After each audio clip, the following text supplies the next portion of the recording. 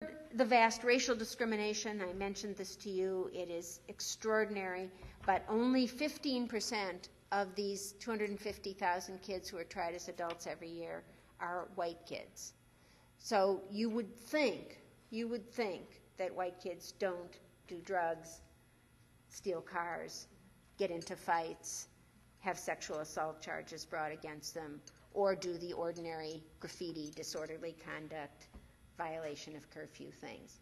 All of you know that that's not true if you think about your own high school for a minute.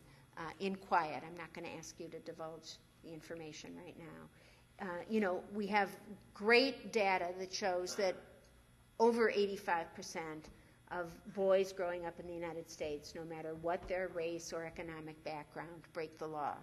Girls are still trying to catch up on this in this particular race. But it is obviously true. And so we have two systems of justice. Kids that get arrested. In my neighborhood in the south side of Chicago, I have 3 sons. In the time that they were adolescents and growing up, happily they were never arrested. But their friends were. And I was always called to get help and intervene. And what happens to those kids whose families have resources, which includes some African American Latino families, but is largely white families, if you have resources and you're arrested for any one of these serious things, except murder, but any one of these other serious kind of offenses, what happens? You can all write the story because you know it from your own youth. You will be arrested by the police. You will be maybe taken to the police station. You will be driven home, or your parents will be allowed to come and get you.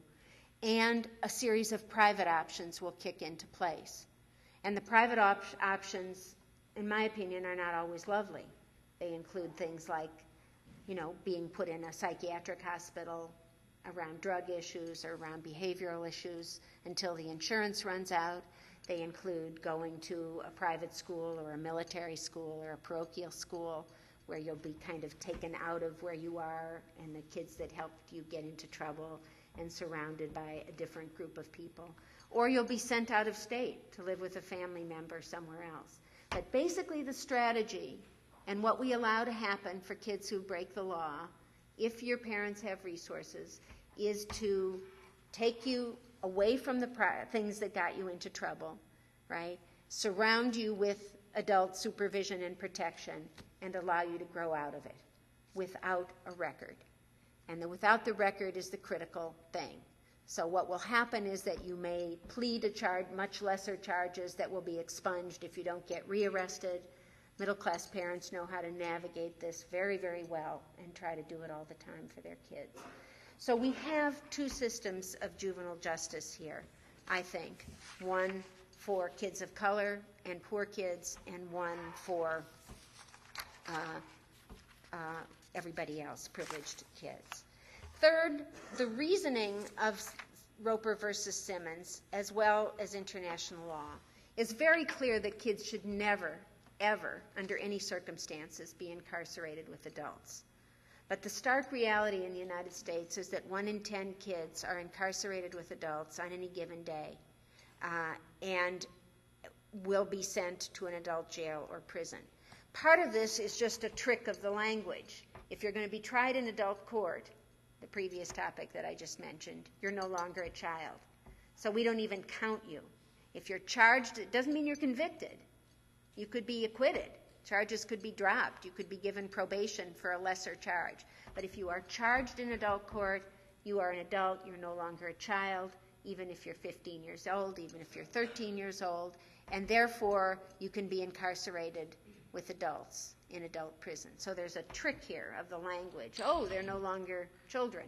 Yeah, but they're 14, they're 15. No, they're no longer children, they're adults. And so all of our prohibitions about incarcerating children with adults fly away just by simply calling them something else. So this takes place on a massive scale in the United States. The other way in which it takes place, in a surprisingly massive scale, really, all the studies are clear. We don't need any more studies.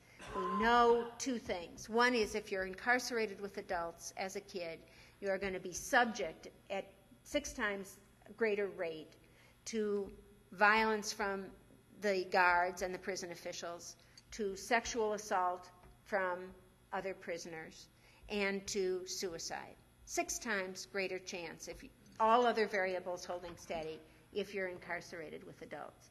Secondly, we know, even if nobody cares about these kids, which I don't think is quite true, we also know that if you're incarcerated with adults for any period of time, you are more likely to reoffend sooner, and to reoffend more seriously. So the mere fact of being put in a prison with adults changes your future behavior, regardless of exactly what happens to you there. So of the kids incarcerated in adult state prisons in the United States, 62% are there for violent offenses, although the vast majority of that violent offenses is aggravated assault and aggravated battery. And those of you who are students in criminal justice and police studies here all know that that's the softest felony category of all, right? Assault and battery are very squishy, and they're all in the eye of the beholder. They can include simple bumping into a teacher in the hallway of a school by accident, contact with any kind of adult authority, somebody grabs you by the shoulder and you throw them off, parent even, or an older family member. That can be aggravated battery.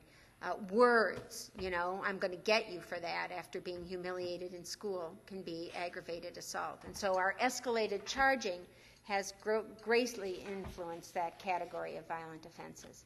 23% of the kids incarcerated with adults are for property offenses, 9% for drug offenses, and 5% for public disorder, right? Disorderly conduct and so on. So I think the fact is that the reason Roper v. Simmons is important to us who are juvenile justice advocates or who work in the area of criminal and juvenile justice, because we have, in some magical way and in some unexpected way at the beginning of this century, returned to kind of a core notion that 1, children are different than adults, 2, that they're less culpable no matter how heinous at the far end of extreme offending is, and 3 is that their age must be taken into account at every stage of the proceedings, that proportionality is relevant. Put simply, it is juvenile offenders are less culpable by reason of age, okay? It's a simple way to think about this and remember it, but it was the core principles of the founding of the world's first juvenile court 108 years ago in Chicago. So I'll stop here and we can talk about anything and everything. Thank you.